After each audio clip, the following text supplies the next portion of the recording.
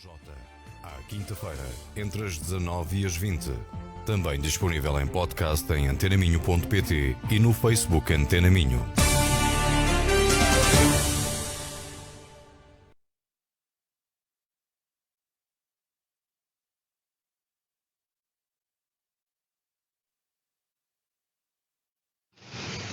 Estamos de regresso para mais uma emissão do Ideias com Jota, é à quinta-feira, pouco depois das 19 horas, com repetição ao sábado, a seguir às 9 da manhã. A presença do António Joaquim, da JCP, da Ana Macieira, da JSD e do Nuno Ribeiro, da Iniciativa Liberal. Quero agradecer a vossa presença. Hoje não podemos contar com o Inês Rodrigues. Esperamos ter lá aqui num próximo Ideias com Jota. De qualquer forma, ficam os meus cumprimentos para vocês e as saudações também para aqueles que nos escutam e também para aqueles que nos veem através da rede social Facebook do jornal Correio do Minho. Recordando que este programa fica sempre em podcast, na página da Rádio Antena Minho e também no canal YouTube. Vamos começar o programa de hoje. Eu vou começar pelo António Joaquim. António Joaquim, que traz para cima da mesa ainda a questão israelo-palestiniana, e isto a propósito dos 70 e poucos anos, 76 anos da grande fuga, daquilo que a Nakba, que é uma palavra que designa de catástrofe, que tem a ver com o início praticamente do conflito israelo-palestiniano, e que tem a ver com o êxodo de palestinianos das terras que depois passaram a ser o Estado de Israel. Exatamente, em 1948. E fez ontem, portanto, dia 15, os 76 anos da catástrofe, não é? Que lá está, centenas de milhares de palestinianos, cerca de 750 mil, que foram expulsos das suas casas, que tiveram as suas aldeias queimadas e que muitos, não é? Nunca mais puderam voltar à sua terra. Ainda gerações desses palestinianos vivem ainda hoje em campos de refugiados à volta da Palestina, do território da Palestina e de Israel.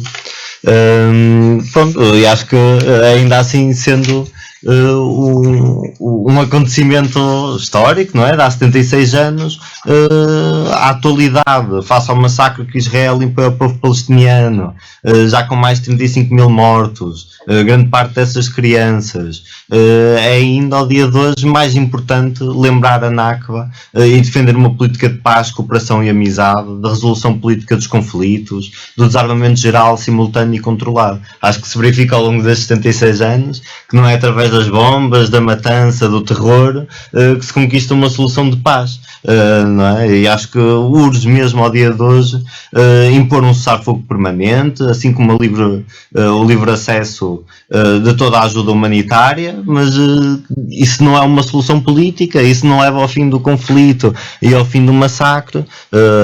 Há um passo importantíssimo nesta fase para garantir a sobrevivência do povo palestiniano, para garantir que o massacre acabe, mas numa perspectiva futuro só é possível a paz com o reconhecimento do Estado da Palestina, livre, soberano e independente, respeitando os acordos da ONU, não é, com as fronteiras de 1967, com capital em Jerusalém, e o direito de retorno desses refugiados e das gerações desses refugiados que há muito tiveram que fugir. É realmente uma nova catástrofe que estamos a viver, e que urge todas as forças da paz, todas as forças de progresso se unam para a impedir. O que é certo é que a sociedade, e não falo só da sociedade portuguesa, eu falo, enfim, da comunidade internacional muito dividida na questão israelo-palestiniana. Aliás, um evento europeu, o Festival da Eurovisão, que acabou por ser também ali um palco de divergências entre quem está do lado palestiniano e quem está do lado israelita. Sim, a Eurovisão, pronto, já é um palco muito antigo de divergências e também de projeção política, não é do dia de hoje, mas eu diria que acho que é um daqueles conflitos que tem muita menos parte da sociedade dividida, e temos muita parte da sociedade em Portugal. Ainda assim, relativamente a outros países que têm uma história de migração e imigrantes maior, nomeadamente de países do Médio Oriente, mas ainda assim se vai sentindo uma grande onda de solidariedade por um conflito que não é de hoje, lá está, tem dezenas e dezenas de anos, e que, ao contrário de conflitos mais recentes, a visão da paz e da necessidade do alcance de uma de um acordo político, não é? De um caminho político para a paz, o torna mais claro. Acho que não vemos ninguém em Portugal a defender, seja mais armamento para Israel, seja mais armamento para a Palestina, a fins de resolver este conflito. Não. O que vemos como principais reivindicações é realmente um cessar-fogo imediato, a ajuda humanitária, o reconhecimento do Estado da Palestina, que é a grande questão destes 76 anos, não é? Para a criação do Estado de Israel, o Estado da Palestina, nessa altura, estava sobre o jugo colonial, não é? E nunca realmente se conseguiu afirmar e ser verdadeiramente independente, e o que está aqui colocado ao dia de hoje é isso, é um Estado verdadeiramente independente, sem ingerência na sua criação de outras forças, porque houve propostas, nomeadamente na Assembleia da República Portuguesa, que colocavam que a Palestina muito bem pode ser independente, mas tem que ser a União Europeia a imiscuir-se nesses assuntos, pode ser independente, mas o povo palestiniano não pode escolher o seu líder, pode ser independente, mas Israel tem que ter uma mão pesada nos assuntos do Estado. E, portanto, isto não será uma resolução, isto é esconder aquilo que é necessário, é caminhar no sentido oposto e da continuação deste conflito. Temos mesmo que caminhar para aquilo que hoje, não é? O reconhecimento de um Estado livre, independente, soberano, com as fronteiras de 1967, lá está, respeitando aquilo que são os acordos da ONU, a instituição máxima da paz em todo o mundo. Bom, o que é certo é que, Ana, bem-vinda também ao Ideias com Jota, apesar de muitos pedidos, muitos esforços, o que é certo é que o conflito não parece estar para acabar, pelo menos até Israel conseguir os seus objetivos, que é o controle total daquela região. Eu acho que o conflito é muito além do que vemos atualmente. Vem exatamente deste contexto histórico em que o Estado de Israel se constituiu, no fundo, na Palestina, que na altura não era um Estado, era uma região, não era sequer um Estado, e nunca foi bem visto, até por ser uma terra de judeus, e existe um conflito religioso até hoje, porque honestamente podiam conviver em plena harmonia e paz. Chegou-se a uma altura em que tanto o Estado de Israel reconheceu o Estado da Palestina, como o Estado da Palestina reconheceu o Estado de Israel, e agora tivemos um retrocesso quando se iniciou o conflito por parte da Palestina, no caso. E a questão é exatamente esta, que é: o conflito iniciou-se por parte da Palestina. Se Israel também foi cometendo ao longo deste conflito alguns erros, e comete-o quando não reconhece, por exemplo, que o Estado da Palestina não reconhece a Palestina enquanto Estado, existe também aqui erros da parte da Palestina. Acho honestamente que andarmos a atribuir o ónus da guerra e do conflito ou a Israel ou à Palestina e comprarmos aqui um lado, quando honestamente acho que há falhas de parte a parte, e este conflito atualmente iniciou-se por parte da Palestina. A questão aqui é exatamente esta, que é: acho que temos é de pedir cessar fogo, evitar a guerra, tentar que as coisas se apaziguem e não alimentar ainda mais o conflito e tentar polarizar ainda mais a coisa de vamos apoiar este ou aquele. Nós temos é de combater o conflito, não é propriamente combater Israel ou combater a Palestina, no caso. Quando se fala da Palestina, fala-se dos palestinianos, mas dentro daquilo que é a Palestina há movimentos, não é? O caso do Hamas, que é... Ainda tem mais essa questão, que é um movimento terrorista que claramente domina... Aliás, eu li hoje, creio que foi hoje mesmo, algumas declarações de dirigentes palestinianos que acabam por considerar o Hamas bastante nefasto para aquilo que era as aspirações dos palestinianos mais moderados, digamos assim. Sim, acredito que sim, mas se dissermos que o Hamas não é uma força, que é uma força terrorista que domina e com bastante força no Estado da Palestina, também estamos aqui a tirar a areia aos olhos das pessoas. Esta realidade existe e temos de ter atenção a esta realidade. Obviamente que não devemos, por conta do Hamas, prejudicar todos os restantes habitantes da Palestina. Não podemos tomar a Palestina como um todo do Hamas. Agora, a questão é exatamente esta, que é, a realidade vai muito além desta visão simplista que o António Joaquim aqui passou. E, acima de tudo, nós temos de combater pela paz e não para que o conflito se arraste mais e mais décadas, porque isto no fundo é um conflito religioso que vai se adensando ao longo dos anos. Honestamente, já se podia ter resolvido quando ambos os Estados se reconheceram enquanto Estados, na altura. Não sei porque é que houve este retrocesso, honestamente, acho desnecessário. Quando é que foi isso? Foi há uns anos atrás. Nos anos 90, os tratados de Oslo, é isso? Exatamente. E podia-se ter resolvido nessa altura e não vejo com bom agrado este retrocesso.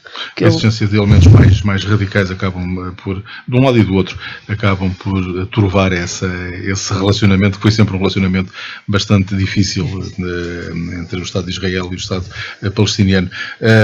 Nuno Ribeiro, da Iniciativa Liberal, bem-vindo também uma vez mais ao Ideias com Jota. Também já agora uma opinião, claro, sobre esta situação que vamos vivendo à distância, mas muito presente no nosso dia-a-dia em termos noticiosos. Claro, sim. Boa tarde a todos, aos nossos ouvintes, aos presentes, também ao nosso interlocutor principal. Os principais são vocês. Relativamente à questão da Palestina, começando também aqui um pouco por aquilo que é o liberalismo. O liberalismo é o respeito irrestrito pelo projeto de vida do próximo. E, portanto, a Iniciativa Liberal vai se colocar sempre como um partido do lado da paz e sempre de uma perspectiva da resolução de qualquer tipo de conflito, porque sabemos todos nós, e creio que foi tudo dito tanto pelo António como pela Ana, que a paz é essencialmente o mais importante e é aquilo pelo qual se deve lutar, não só neste conflito que existe entre a Palestina e Israel, mas também entre a Rússia e a Ucrânia e outros que existam também pelo mundo, mais numa forma mais até no sentido de que todo qualquer conflito que exista, seja ele por motivos religiosos ou por outro tipo de motivos qualquer, não beneficia realmente a maioria da população e a vontade da maioria da população, porque a vontade maioritária é sempre viver em paz e viver em conjunto com a nossa família, podermos ter as nossas coisas, termos o nosso trabalho, termos ambições pessoais de fazer algo na vida, não é? De poder vivê-la livremente e sem qualquer tipo de restrição. E portanto, aquilo que tem acontecido entre Israel e a Palestina, que vem desde 1948, nós temos conflitos de parte a parte, como a Ana disse, nem a Palestina é santa, entre aspas, nem mesmo Israel, não é? E aquilo que nós podemos ver é que, de facto, se formos pesar quem foi mais atacado ou menos atacado por quem, não vale a pena fazer esse exercício agora, não é? É a mesma coisa do que pensar, o que é que eu vou fazer com o leite derramado? Eu não posso fazer nada, não vou poder aproveitar sequer, não é? Portanto, aquilo que se deve fazer é olhar para a frente, pensar no que é que se pode fazer de diferente, e neste caso, Israel teve esta tomada de decisão fruto daquilo que aconteceu no dia 7 de outubro, acho que foi dia 7 de outubro, mas pelo menos foi no mês de outubro do ano passado, por causa daquele ataque terrorista pela parte do Hamas, e acredito que muito esta intervenção de Israel na faixa de Gaza se deve essencialmente por isso, ou pelo menos é essa a narrativa que tentam transmitir. Agora, aquilo que deve existir no Médio Oriente, o António tem razão, é paz, é acima de tudo democracia, e se nós olharmos à volta também não existe muito essa vontade, ou pelo menos os Estados à volta de Israel não lutam por isso, porque quantas democracias é que existem no Médio Oriente? Se nós formos pensar dessa maneira, é só Israel. Mesmo os países que ali estão à volta são países que não têm isso. E Israel, apesar de e pronto, destas divergências todas, e pronto, eu também não conheço o António pessoalmente, não sei qual é a posição dele relativamente a certos assuntos, acredito que possa divergir de muitas coisas, mas por exemplo, eu não consigo perceber porque é que há pessoas a apoiar o Hamas. Eu pelo menos, dá para ver em vídeos online de pessoas a apoiar esse grupo terrorista, de conseguirem financiar de alguma maneira isso. Eu não consigo perceber isso. Ou seja, uma coisa é ter uma posição sobre a Palestina, de querer que seja um país independente. Eu acho que todos nós aqui, provavelmente, até achamos que uma solução de 2 Estados possa ser benéfica. Mas é importante que exista democracia. É importante que ela esteja presente e que se faça esse esforço.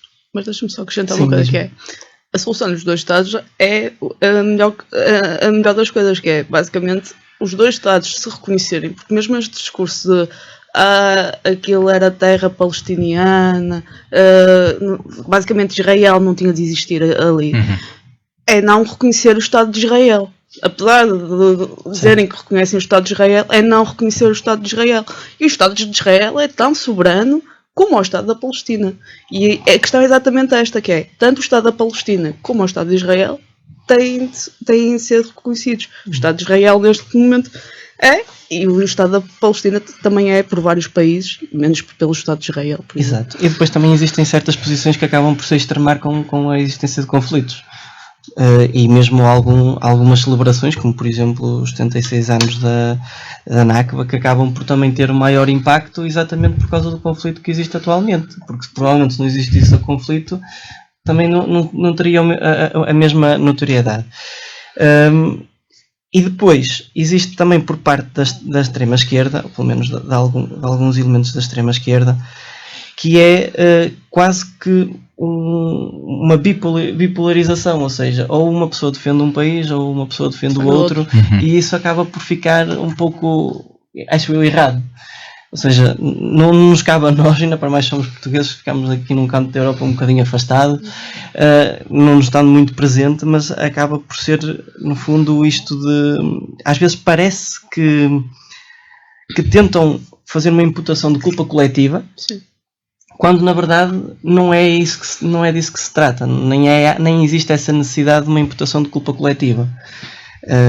E muitas das vezes dá a sensação que certas posições extremadas nem são muito pelo facto de defender a Palestina, mas muitas vezes é mais porque são antissemitas. E isso também não consideramos que seja propriamente o mais correto. A criação do Estado de Israel teve muito por base dar uma resposta na altura à questão dos judeus a seguir à Segunda Guerra Mundial, e foi encontrado aquela porção de terreno rodeado de nações árabes por todo o lado e habitada e que acabou por criar esta antipatia esta animosidade que já tem outras raízes mais históricas. Vou continuar no Ribeiro, vamos para o tema porque eu por acaso queria colocar aqui uma série de questões. Foram ditas muitas coisas com as quais eu discordo profundamente, e acho que é interessante, porque há aqui um discurso muito de culpar um lado, mas nunca mencionar o outro. Eu acho isto muito perigoso, não é? Fala-se muito da Palestina e do Hamas, mas não se fala nada de Israel pelos meus colegas de painel. Mas começando assim desde o início, tenho aqui uma série de notas. Em torno de ser um conflito religioso, eu discordo categoricamente dessa categorização. Quer dizer, antes de 1948, cristãos, judeus e muçulmanos conviveram pacificamente naquele território, sempre. Inclusive dentro do Império é que mudou, e portanto dentro do território palestiniano ao dia de hoje, e por exemplo em 2006 até 2006 dentro da faixa de Gaza ainda vive 48. Até hoje, quantos judeus é que vivem nesses países árabes? São manchas muito o que é que isso tem a ver com a questão da Palestina? Tem a ver porque, imagina, se eles se viviam tanto judeus como muçulmanos... Não era em fase igual, mas viviam milhares de judeus na Palestina nos anos 40. Eu vou-te dar um dado. E viviam pacificamente. Não foi uma loucura religiosa que disputou este conflito. Eu colocava que este conflito é, primeiro de tudo, um conflito político e não religioso. Eu diria, e até é possível ver que é um conflito político pelo apoio quase exclusivo dos Estados Unidos da América América, recorrentemente, décadas e décadas, não é? A negar o reconhecimento do Estado da Palestina na ONU. Eu colocava aqui mais algumas questões. Acho que não vale a pena perdermos nesta questão do conflito religioso, mas acho que basta olhar para a história 99% dos judeus que viviam nos países árabes, houve uma redução de 99% da população judaica nos países árabes desde 1948 até hoje. Uhum. Ao passo que a população muçulmana em Israel aumentou muito mais do que isso. Muito mais do que isso. Nós estamos a falar de milhões de muçulmanos que existem. Portanto, Israel ocupou os territórios onde esses muçulmanos viviam. Claro, os milhões são cerca, por acaso posso estar errado, acho que cerca de 10 milhões que é a habitação. Mas primeiro passo para o conflito foi dado quando foi criado o chamado Estado de Israel e depois aquelas nações árabes que existiam à volta decidiram invadir o recém-criado, não é? Há um espaço temporal que não está a ser tido em conta, quer dizer, estamos a ignorar a ordem cronológica das coisas. Nós estamos aqui, eu coloquei o tema, foi de ontem, os 76 anos do Nakba. Mencionar o que se passou depois, sem mencionar Nakba e a catástrofe que foi, não é? 750 mil pessoas que foram deslocadas das suas terras, porque milícias judaicas queimaram as aldeias, mataram pessoas e as expulsaram, não é menor. E eu aqui não estou para demonizar os judeus, essa não é a questão. A questão é que vivemos ao dia de hoje um conflito realmente complexo, mas temos que encontrar caminhos para a paz. E os caminhos para a paz não é através de bombardear a faixa de Gaza. Eu colocava uma questão, os tratados de Oslo, por exemplo, que a Ana mencionou, foi um caminho, um primeiro passo para a paz. Sim. A questão é que eles não foram cumpridos. Esta ideia que o conflito começou no dia 7 é profundamente desonesto. Imagina, depois desses tratados de Oslo, quantas vezes é que Israel atacou a Palestina? Imensas. Desde os tratados de Oslo, O tratado de Oslo foi em que ano? 92, acredito. 92. Eu já te digo quantas que foram. Olha, não vou contar. Pode dizer ao telemóvel à vontade. 1, 2, 3, 4, 5, 6, 7. Foram 7. Eu não queria fazer este tipo de contagens, mas foram só 7 conflitos que existiu por parte de países árabes para contra Israel. Só a partir de 93. O conflito nunca acabou. Portanto, obrigado por colocares isto. Não começou no dia 7 de outubro. Aqui estamos a falar de 7 conflitos iniciados por outros países que não Israel. Foi um raciocínio. Portanto, o conflito não acabou. Continuou sempre de forma permanente com o roubo de casas e terras ilegais, com os colonatos, com a destruição de poços. Questões mais do que provadas e condenadas pela ONU, pela larga maioria dos países que a integram, e portanto é o meu espanto quando a Iniciativa Liberal o quer recusar. E eu colocava aqui mais uma ou duas questões, tentando ser muito breve.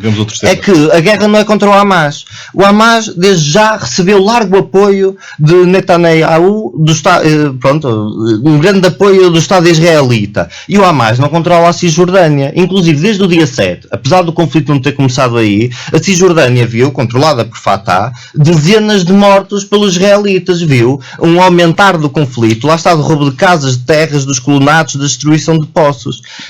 E isto realmente é dramático. Nós não podemos aqui, não é, ignorar um massacre que está a acontecer para tentar defender Israel a toda a força. Ninguém está aqui a esconder nada, nem ninguém está...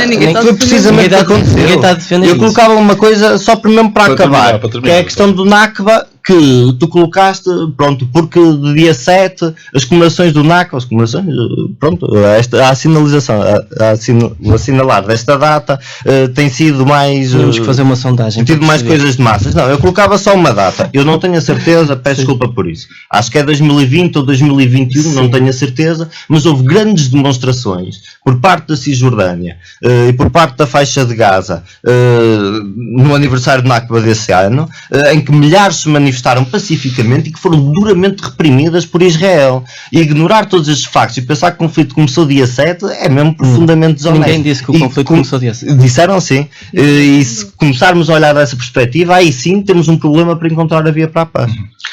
Nestas coisas das guerras nunca há só santos nem só pecadores. Não. Vou continuar com o Nuno Ribeiro. que traz a questão relacionada com o Chega e a traição, acusando o Presidente da República de traição, a propósito da devolução, da compensação às colónias, que é um tema também muito fraturante, esse sim também na sociedade portuguesa. Exatamente, é verdade. Eu não quereria falar muito do Chega, até porque é um partido que não está aqui representado hoje, mas também falar um bocadinho sobre a situação. Primeiro, porque o Sr. Presidente da República tomou, com as suas declarações, uma posição clara relativamente ao tema da compensação das ex-colónias. E depois, em segundo lugar, aquilo que foi a tentativa do Chega de criminalizar aquilo que é a opinião livre de um cidadão, basicamente. E quanto a isso, a Iniciativa Liberal, mesmo no Parlamento, mostrou ser contra a posição do Chega, até porque não faz nenhum sentido. Apesar de que... De criminalização por parte do Chega, das intenções do Chega, não é? Ou seja, basicamente, aquilo que o Presidente da República fez, como o Rui Rocha disse muito bem, era uma imputação de culpa coletiva do passado. Ou seja, agora nós somos portugueses de hoje, temos que nos responsabilizar pelas ações dos portugueses no passado. E, para além disso, o Chega, através de André Ventura, queria fazer uma imputação quase coletiva, não é? Mas de presente, por causa desta situação. E relativamente ao Sr. Presidente da República. Pronto, este tipo de posições que são relativas à compensação das ex-colónias, acabam por resultar depois em posições um bocado extremadas, que nós conhecemos perfeitamente, como é o caso dos brasileiros, devolvam o nosso ouro, que depois acaba por ser um pouco como o conflito, ou seja, há questões de parte a parte, não é? Se nós depois temos que devolver o nosso ouro, porque é que nós também vamos receber em troca, não é?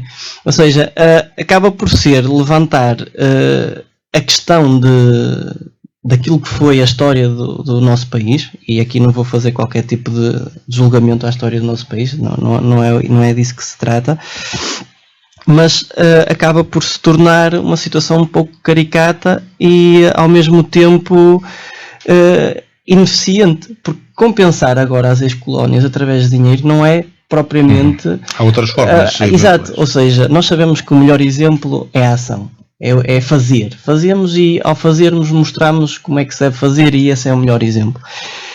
E Portugal esteve bem, por exemplo, em algumas situações no passado, tendo sido, por exemplo, um dos primeiros países a abolir a escravatura, mesmo a pena de morte. Claro que há situações que nós não conseguimos voltar atrás no tempo. É a mesma coisa, é a mesma situação que disse há pouco. O leite derramado já não pode ser aproveitado. E, portanto, nós, por exemplo, eu vou dar esta situação do ouro, acho que é mais fácil para nós percebermos. Nós, na altura, o ciclo do ouro teve cerca de 60 anos, foi ali na zona de São Paulo, perto de 1697, e durou cerca de 60 anos. E na altura, eu até escrevi um artigo para o Observador sobre isso, que existia o quinto. O quinto era um imposto que representa os 20% e iria-se buscar 20% de toda a exploração. Hoje vai-se buscar mais, em termos de carga fiscal já agora. Mas esses 20% culpam, e depois ouvimos certas pessoas a dizer que esses 20% foi o que nos tornou ricos e que hoje, por exemplo, o Brasil é pobre. Ou seja, então o Brasil ficou com 80% e é pobre, e nós ficamos com 20% e somos ricos. Ou seja, há certas coisas que depois não fazem sentido, e mesmo ou seja, tudo aquilo que os portugueses construíram lá, por exemplo, igrejas, infraestruturas, universidades que existem no Brasil, bibliotecas, a própria cultura que deixaram, como é que nós podemos reverter toda uma questão assim, do nada, do zero? É impossível, não é? Ou seja, o que é que eles iriam devolver de volta? Essas infraestruturas? A língua, iam falar agora que língua? Ou seja, não há muito isso. E depois nós temos que também pensar que Portugal, na altura, quando administrava estas terras acabavam por ser portuguesas, não é? Estavam sob o nosso domínio. Quantos portugueses não morreram a defender estas terras? não é? Se nós pensarmos desta forma, não havia esse, mesmo que hoje dividíssemos, por exemplo, Portugal, Brasil, Angola, Moçambique, existiram guerras no passado entre Portugal e outras potências imperialistas, e quem defendeu essas terras foram portugueses também. Ou seja, nós estamos a esquecer a memória também dessas pessoas em certa parte, não é? Há um poeta português que diz que, ó Mar Salgado, quanto do teu sal são lágrimas de Portugal. E essas almas portuguesas não vão poder ser devolvidas aos portugueses e por tudo o resto. E queria só terminar dizendo que a ação, ou seja, olhando para o futuro e olhando para uma cooperação bilateral entre os vários países, sejam eles as ex-colónias, sejam outros, é a melhor forma que nós temos hoje de cooperar, crescer em conjunto e de nos tornarmos mais fortes, no sentido de melhorarmos a qualidade de vida dos cidadãos, porque deve ser sempre esse o objetivo de todas as políticas que existem. Muito bem. Ana, também uma opinião sobre esta questão, que não é uma questão fácil, não é uma questão... Não, é uma questão que nós podemos olhar de dois pontos de vista, que é, efetivamente, houve uma série de comportamentos que não deviam ter acontecido, não é? À luz daquilo que é a nossa visão do mundo de hoje, não deviam ter acontecido. Exatamente. Só que a questão é esta, nós fomos vivendo tempos diferentes, as mentalidades eram diferentes, aquilo que era visto como normal e como aceitável na altura era diferente, e fomos evoluindo obviamente com o tempo enquanto sociedade, tanto Portugal como todas as sociedades no mundo. Isto é natural na história de todos os países, principalmente países que foram colonizadores no caso. Não há um que não tenha cometido erros de escravatura, de violações mesmo a mulheres, incendiar casas, violência, essas coisas todas. Não há um. Agora, a questão é exatamente esta, que é, honestamente, também existe o reverso da moeda, que é, quando nós colonizamos um país, também deixamos parte de nós. Deixamos a nossa língua, deixamos a nossa cultura, deixamos os nossos conhecimentos, levamos parte de nós. E a questão é esta, que é, Portugal, na época, colonizou, por exemplo, o Brasil, os países africanos, era muito mais desenvolvido do que aqueles países e permitiu que aqueles países, a partir daquele momento, também se desenvolvessem. Até ao momento em que conseguiram a sua independência. A minha questão aqui também passa muito pela... Até que ponto é que países que foram colonizados se teriam desenvolvido tanto sem terem tido acesso a tudo aquilo que lhes fomos deixado, e já foi dito aqui pelo Diogo, certo? É Diogo? É. Eu sou Nuno. É Nuno. Desculpa. Pronto. E já foi, isso tudo já foi dito aqui pelo Diogo. E a questão é exatamente essa que é. Nuno. Desculpa. A questão é exatamente essa. Isto são coisas que também não se recuperam. E ao mesmo tempo, se formos a ver o balanço, obviamente compensam todo o mal que também lhes fizemos. Não que seja aceitável, principalmente aos olhos daquilo que é aceitável hoje em dia. Se calhar daqui a uns anos, por exemplo, há coisas que nós achamos que são aceitáveis hoje.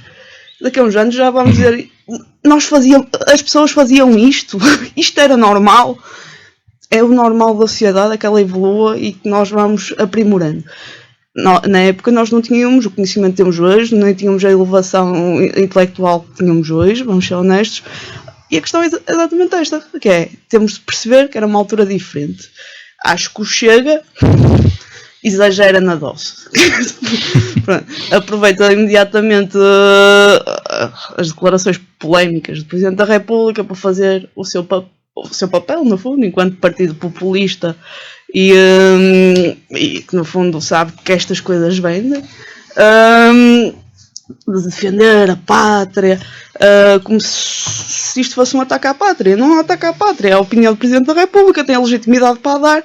Acho que, honestamente, que enquanto Presidente da República poderia ponderar melhor a opinião que deu, mas não é um crime, nem é um atentado à pátria. Muito bem, já foi aqui citado o Fernando Pessoa, não é? Com o Mar Salgado, quanto o teu sal são lágrimas de Portugal. António Joaquim.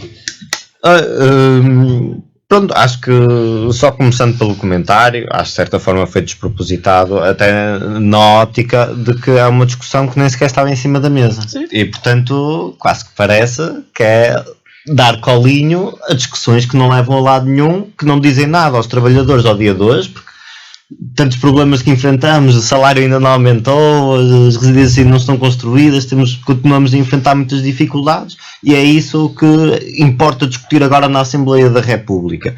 E, portanto, acho que abriu aqui a porta para que se perdesse tempo, para que se extremasse posições, para que se pudesse, e acho que também a iniciativa parlamentar veio nessa ótica, alimentar um mediatismo, branquear o papel do fascismo e reescrever a história, nomeadamente do jogo colonial.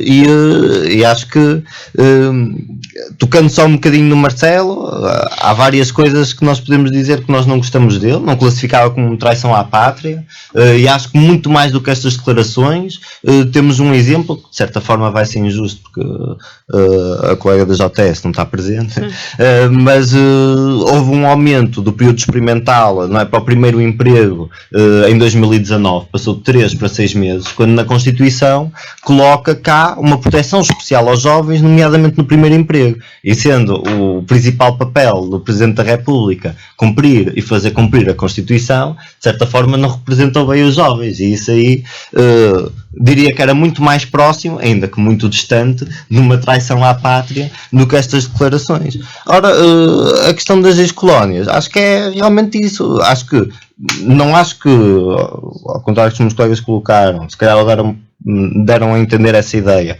O que estava colocado não eram questões do século XVIII ou XVII, eram questões do lusotropicalismo, de questões do regime fascista, e isso é que tem que realmente ser combatido, não é? Acho que houve algo profundamente positivo com a independência das ex-colónias e profundamente essencial, que é o povo, não é, dessas terras, independentemente do que pode ter ganho ou perdido com a nossa passagem lá, decidir o seu próprio caminho.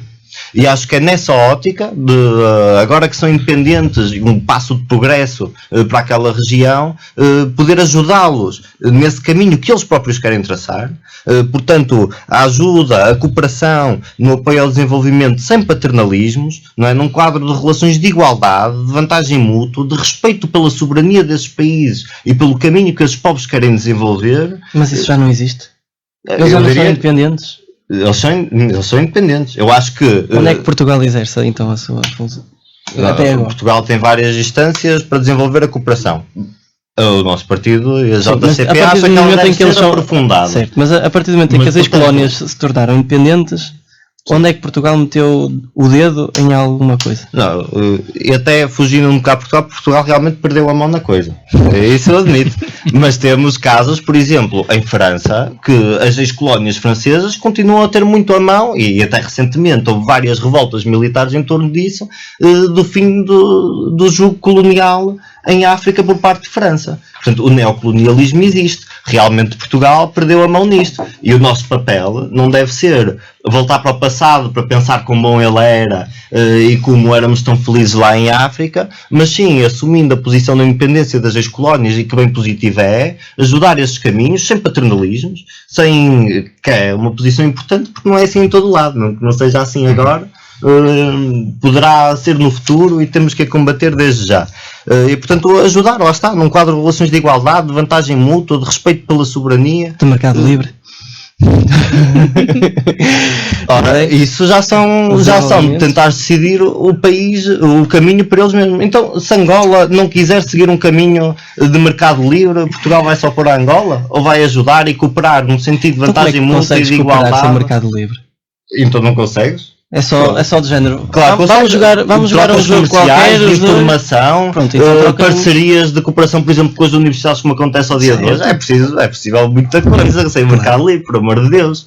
Agora, esta ideia que é só através do domínio económico, ou só através de relações de profunda vantagem para Portugal economicamente, que vamos cooperar com os outros países, não pode ser. Não é? Acho que temos mesmo que estar ao lado deles, independentemente do caminho que eles sigam. Ou seja, o António, imaginemos... Então defendes que nós devemos compensá-los? Sim ou não?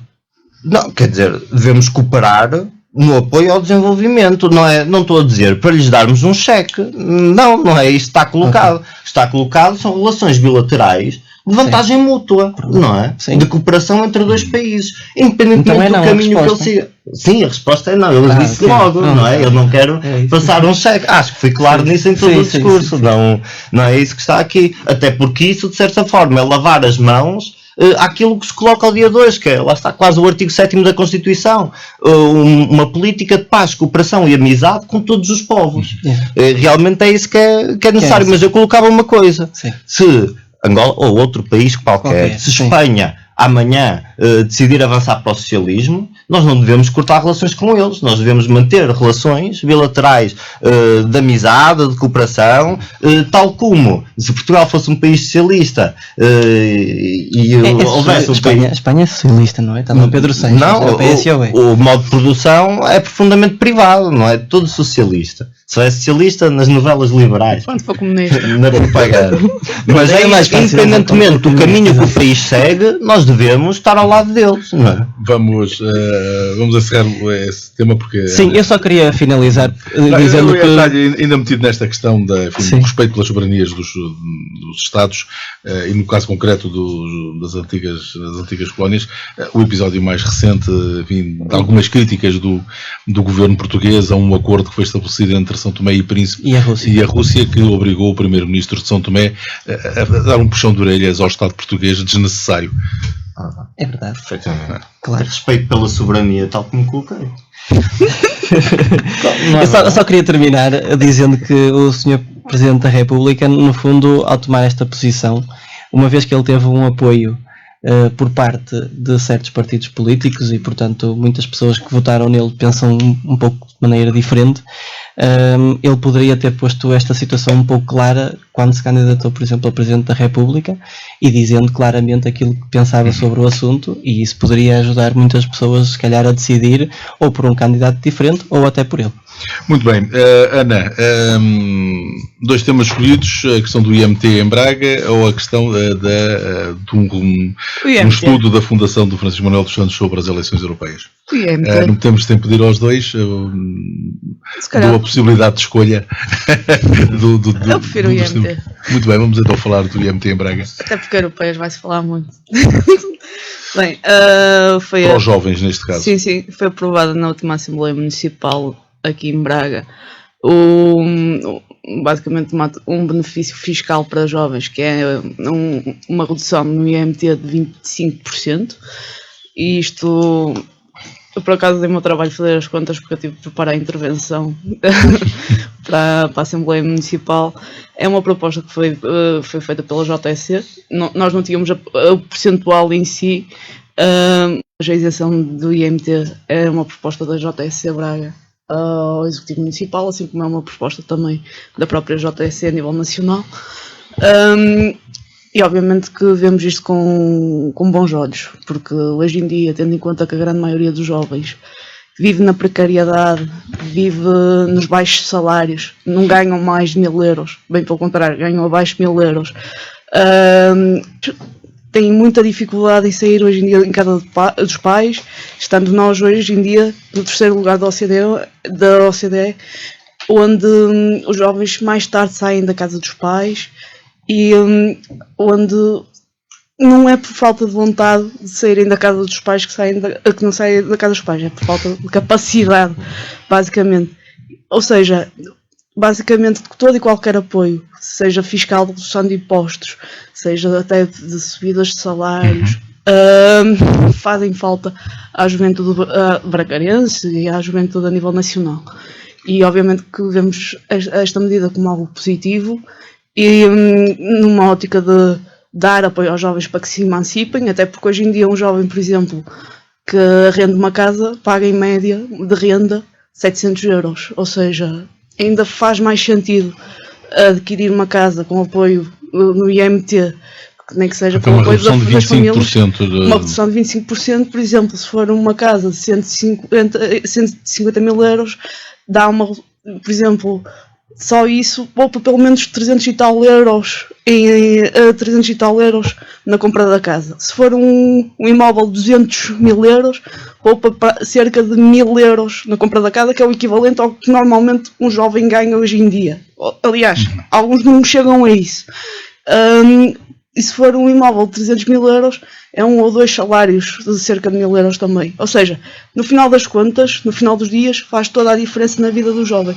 Tudo que seja um benefício para a vida dos jovens, principalmente para a vida dos jovens bracarenses cá em Braga, são obviamente políticas que nós apoiamos e que vemos com bons olhos e com regozijo. E nisto congratular a Câmara de Braga pela iniciativa. Muito bem, Nuno Ribeiro, Iniciativa Liberal. Bem, a Iniciativa Liberal é conhecida como o partido que quer menos impostos, portanto tudo o que seja menos impostos está bem. Agora, relativamente ao IMT, este imposto acaba por ser um imposto de transmissão de propriedade privada, ou seja uma pessoa que queira transmitir, digamos assim, a propriedade ou para outro proprietário, neste momento via-se obrigado a pagar imposto. Esta redução é uma redução, certo?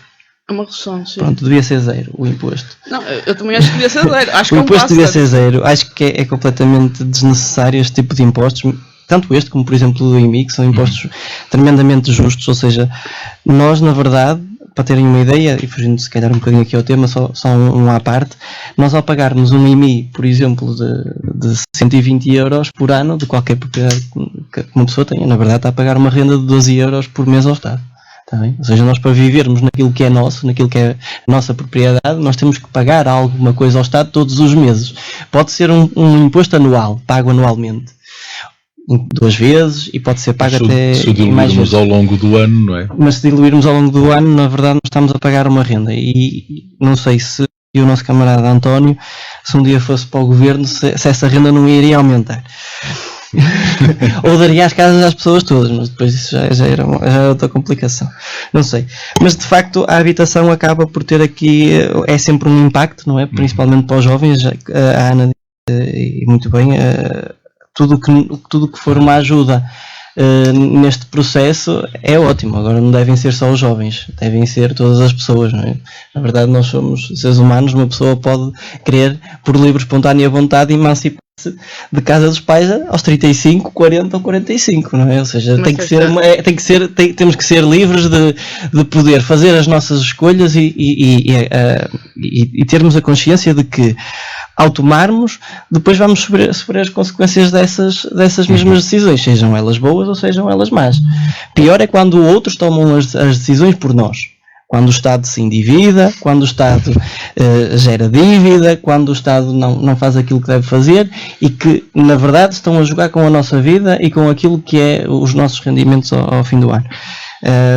E, portanto, nesse caso, é um bom alívio. Eu, por acaso, não fazia ideia das contas. Estavas a dizer que, por exemplo, uma casa na ordem dos 150 mil...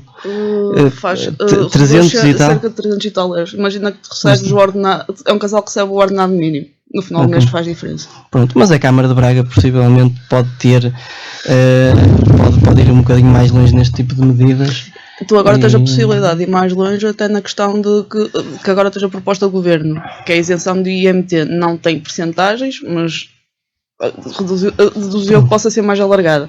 Não sabem em que forma vai ser feita, se vai ser atribuir aos municípios esta isenção ou se vai haver um programa diretamente com o Governo para ter a isenção. Agora, e aí podes alargar o apoio. Só que para já, esta é do município. Eu entendo a tua questão de ter de ir além dos 35 anos, mas também acho que tem de haver aqui um critério de benefício de toda uma geração. O critério é simples, gasta-se menos no município. Tu neste momento tens em Portugal uma geração a fugir para fora porque não tem condições de vida no país onde está. Se nós não lhes criamos condições e não lhes fazemos uma discriminação positiva, basicamente para os ajudar, não vamos prender os jovens portugueses em Portugal se não lhes dermos condições de vida. Mas eu acho sinceramente que está um bocado... Eu acho que as medidas de apoio à juventude não são discriminatórias. Inclusive, lá está, estão incluídas na Constituição. Não, mas uma discriminação positiva, no fundo, sim. É uma discriminação... É um apoio àqueles mais vulneráveis. Pronto, mas para quem tem... Olha, mais frágil. Pronto, nós somos jovens. Sim.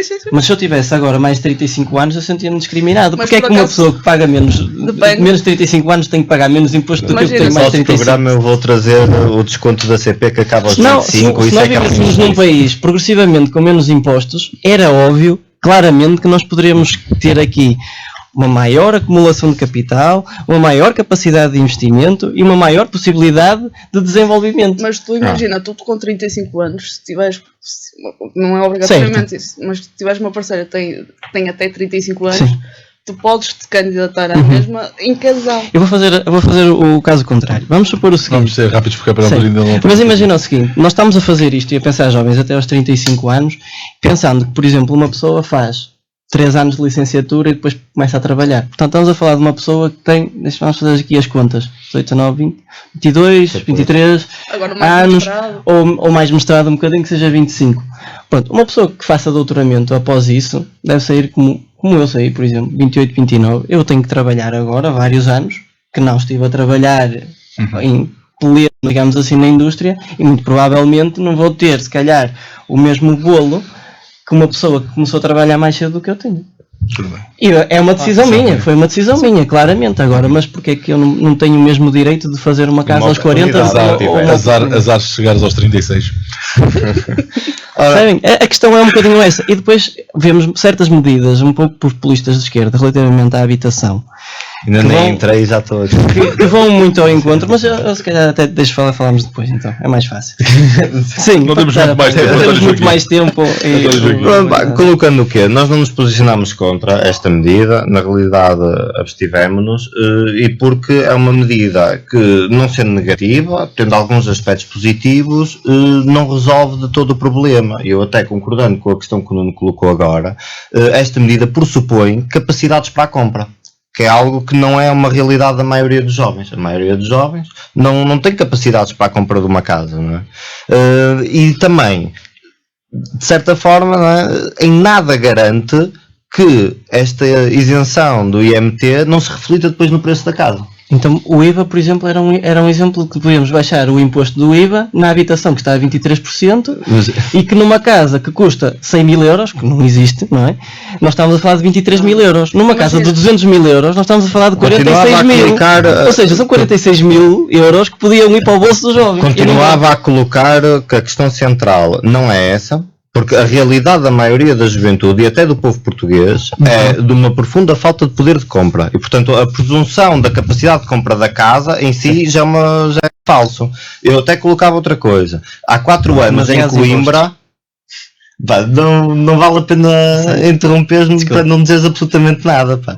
Há 4 anos em Coimbra foi colocada a mesma medida, ou uma muito parecida, não sei se a percentagem de redução foi a mesma.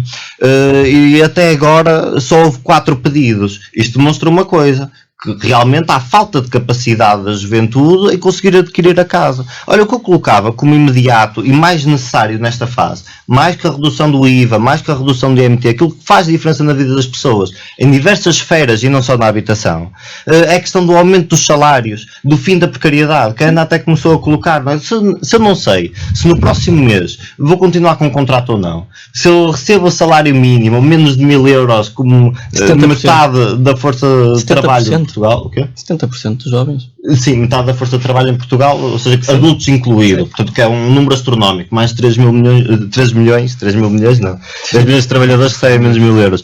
Pronto, acho que isto é o caminho para garantir a capacidade de compra e a capacidade até de pagar a renda. Eu daqui a 2 meses acabo o meu contrato e estou mesmo à procura de uma casa que não me custe os olhos da cara. Colocava só mais 2 questões até para fazer face a isto. Uma delas que afetou imenso as famílias portuguesas foi o aumento das taxas de juros, não é?